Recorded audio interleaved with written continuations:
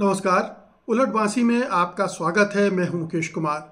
दोस्तों, इस समय प्रधानमंत्री एक के बाद एक झूठ बोले जा रहे हैं, बड़े बड़े झूठ बोले जा रहे हैं।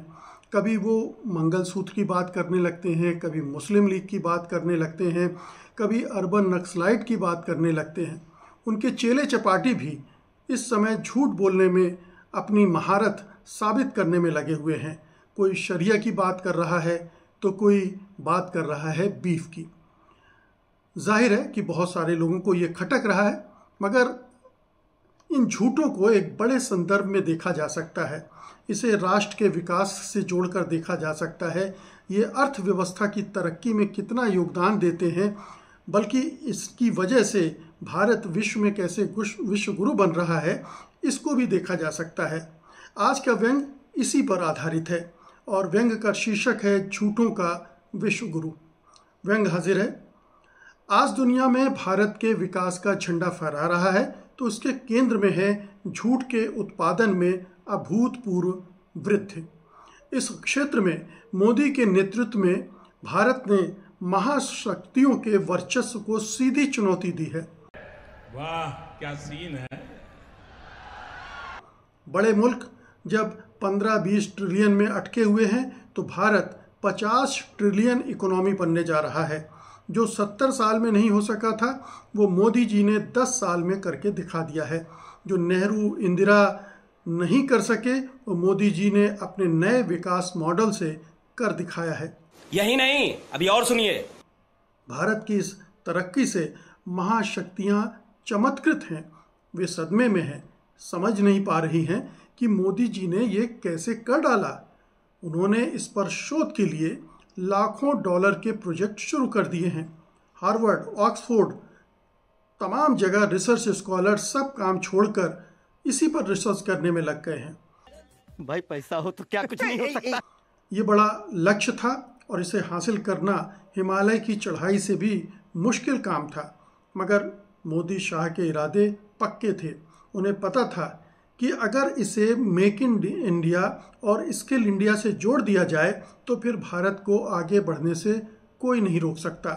उन्होंने झूठ के विकास मॉडल को सामने रखकर अभियान की शुरुआत की और इसके सुखद परिणाम आज आप नंगी आंखों से देख सकते हैं।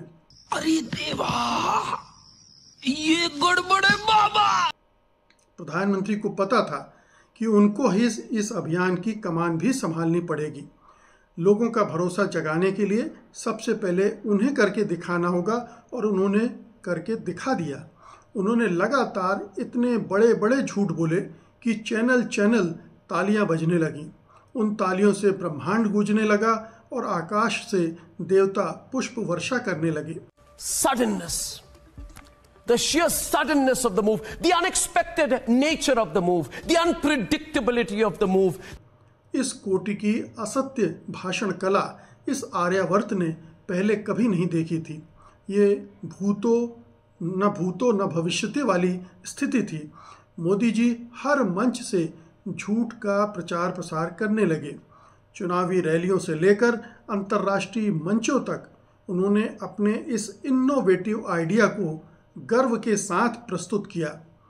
उन्होंने कभी इसकी परवाह नहीं की कि सत्य का प्रोडक्शन करने वाले उनके खिलाफ अभियान छेड़ेंगे तो क्या होगा, बल्कि अपनी दूरदर्शिता की वजह से वे ये तो जानते थे कि ऐसा ही होगा।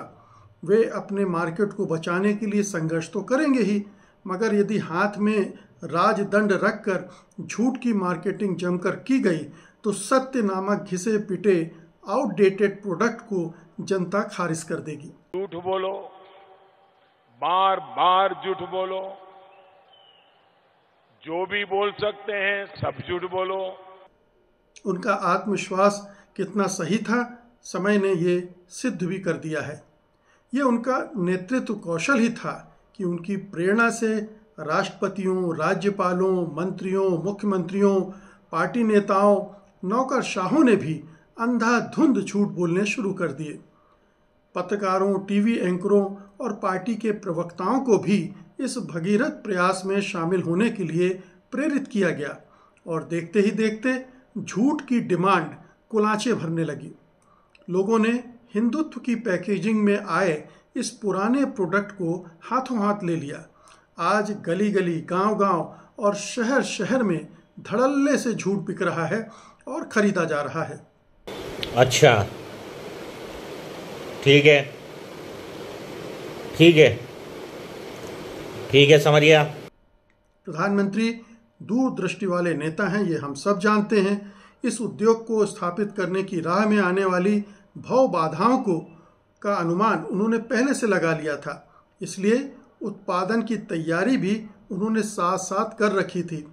वास्तव में उनके पास इसका पुराना अनुभव भी था जो यहाँ काम आया।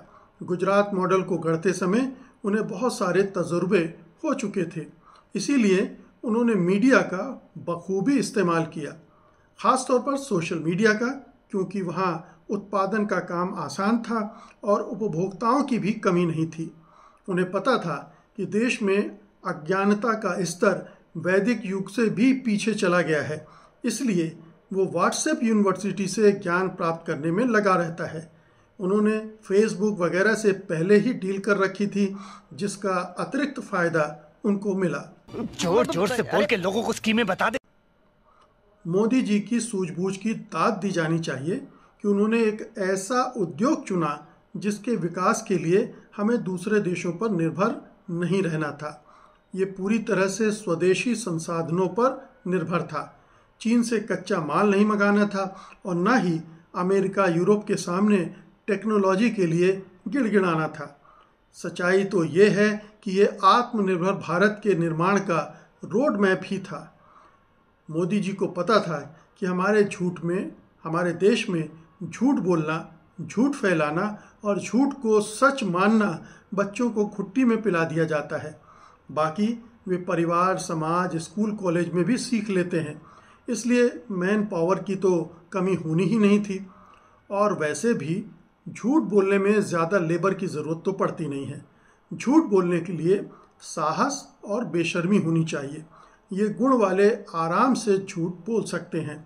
प्रधानमंत्री इसके जीते जागते उदाहरण हैं। जनता को आप मूर्ख समझना बंद कर दीजिए। इस प्रकार की बचकाना बातें किसी के गले नहीं उतरती, लोग मजाक उड़ाते।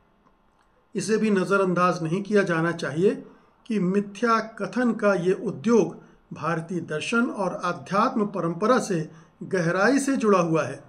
ये जो माया है वो क्या है? झूठों का ही तो रूप है।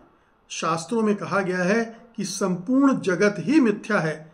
इसीलिए भारतीय समाज हमेशा सत्य से विमुख रहता है और सत्यवादियों को दंडित करने से पीछे नहीं हटता है, उनकी हत्या तक कर देता है। यानी झूठ का उद्योग खड़ा करना भारतीय संस्कृति के अनुरूप ही था और कामगार वर्ग इसमें रचा बसा हुआ था। कहने का मतलब स्किल्ड मैन पावर हाजिर था, बस ज़रूरत इसकी थी कि सरकार में इच्छा शक्ति हो। और 56 इंच की छाती वाले प्रधानमंत्री के होते हुए इसकी कहीं कोई कमी नहीं थी। लिहाजा मोदी सरकार के प्रयासों से देश भर में लघु, मझोले और बड़े झूठ उद्योगों की श्रृंखला खड़ी होती चली गई। यहाँ भी संघ का इंफ्रास्ट्रक्चर काम आया। उसकी 60,000 शाखाएं और 20 लाख स्वयंसेवक अपने ज्ञान और अनुभव के साथ इस क्षेत्र में उतर पड़े और फिर चमत्कार हो गया। पार्टी वाले ने घुटने टेक दिए। मैं नहीं मानता। यहाँ ये स्वीकार करना होगा कि उद्योगपतियों और छोटे बड़े कारोबारियों ने इस सेक्टर को विकसित करने में महत्वपूर्ण भूमिका निभाई है। उन्होंने न केवल इस क्षेत्र में निवेश किया बल्कि अपने नियंत्रण वाले अखबारों और चैनलों को भी झूठ निर्माण की फैक्ट्रियों में तब्दील कर दिया। गुजराती कारोबारियों ने तो देश भर में स्लीपिंग सेल बनाई और बिना हल्ला हंगामा किए देश भर में झूठ पैदा करने लगे, झूठ बांटने लगे। भारत में प्रतिभाओं की कभी कोई कमी नहीं थी। झूठ बोलने का टैलेंट भी भरा पड़ा है, बस उन्हें मौका नहीं मिल रहा था। इस नए उद्योग के विस्तार ने उनके लिए अवसरों के द्वार खोल दिए। वे धड़ाधड़ किसी चैनल, किसी अखबार, किसी वेबसाइट, यूट्यूब चैनल या पार्टी से जुड़कर अपनी प्रतिभा का प्रदर्शन करने लगे। कितने तेजस्वी लोग हैं हमारे पास, कितने शानदार विचार रखते हैं जी। प्रधानमंत्री की पार्टी इस अभियान में विशेष योगदान दे रही थी। उसने देश भर में IT सेल बनाए, बड़ी संख्या में ट्रोल हायर किए। इस तरह झूठ उद्योग का विस्तार दिन दूनी रात चौगनी गति से होने लगा। आज देश में लाखों की संख्या में लोग इस उद्योग से जुड़े हुए हैं। लाखों युवाओं को रोजगार मिल रहा है, उनका करियर उज्जवल है।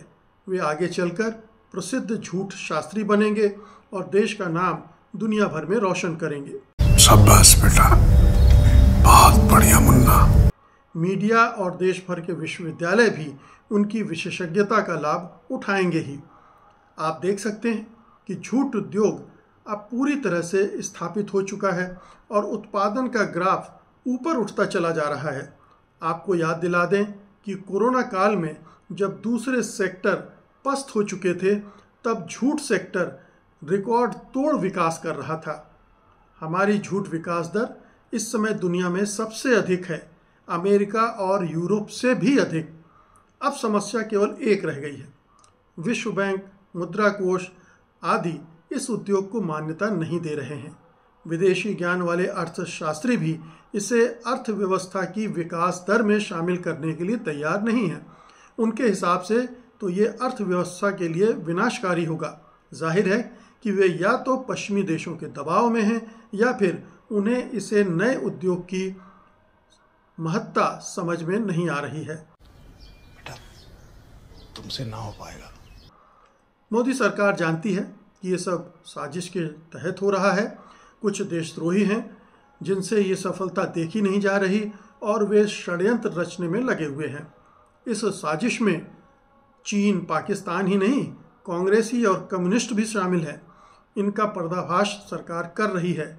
विधर्मियों पर भी कड़ी नज़र रखी जा रही है और दंडित करने का काम भी शुरू कर दिया गया है ताकि विकास की राह में अड़चने डालने वालों को सबक सिखाया जा सके। अरे जरा बारी बारी से आने दो। मोदी जी का ये पक्का मत है कि इस उद्योग को केवल हिंदुओं के बल पर चलाया जाए। इसके दो फायदे हैं। एक तो ये कि कांग्रेस की तुष्टीकरण की नीति के कारण हिंदू पीछे रह गए हैं, इसलिए उन्हें विकास का मौका मिलेगा, रोजगार मिलेगा। दूसरे, मुसलमानों पर भरोसा नहीं किया जा सकता। वे इसे नुकसान पहुंचाने के लिए जिहाद छेड़ सकते हैं या फिर इसका ट्रेड सीक्रेट चीन पाकिस्तान को लीक कर सकते हैं। झूठ बोल रहा है। झूठ की विकास दर को और तेज करने के लिए मोदी सरकार कुछ और भी कदम उठाने जा रही है। जैसे उसने ये भी तय किया है कि इसके लिए अलग मंत्रालय बनाया जाएगा। इसका नाम असत्य विकास मंत्रालय होगा। ये भी हो सकता है कि सूचना एवं प्रसारण मंत्रालय का नाम बदलकर असत्य प्रसारण मंत्रालय रख दिया जाए। इसके अलावा जल्दी ही प्रधानमंत्री असत्य विकास योजना शुरू की जाएगी, जो गांव और शहरों में असत्य की इकाइयां लगाने वालों को सस्ती दरों पर कर्ज देगी। मस्त प्लान है। सरकार उनका माल खरीदने और बेचने में सहयोग भी करेगी। पीएमओ ने निर्मला सीतारमण को बता दिया है कि इसके लिए बजट में कितनी राशि का प्रावधान करना है। सरकार का लक्ष्य है कि भारत की अर्थव्यवस्था 2029 तक 50 ट्रिलियन झूठ के करीब पहुंच जाए, ताकि भारत झूठ उद्योग पर आधारित दुनिया की सबसे बड़ी अर्थव्यवस्था बन जाए। ये देश का दुर्भाग्य है कि मोदी विरोधियों को सरकार की ये उपलब्धि नहीं दिख रही है। दिखेगी भी कैसे? उनकी आंखों पर आधुनिकता की पट्टी बंधी हुई है और दिमागों में भरी है ढेर सारी नकारात्मकता। कुछ समझ नहीं आया लेकिन अच्छा लगा। दूसरों की सफलता देखने के लिए हिटलर जैसा उदार मन और मुसोलिनी जैसा आत्मबल चाहिए।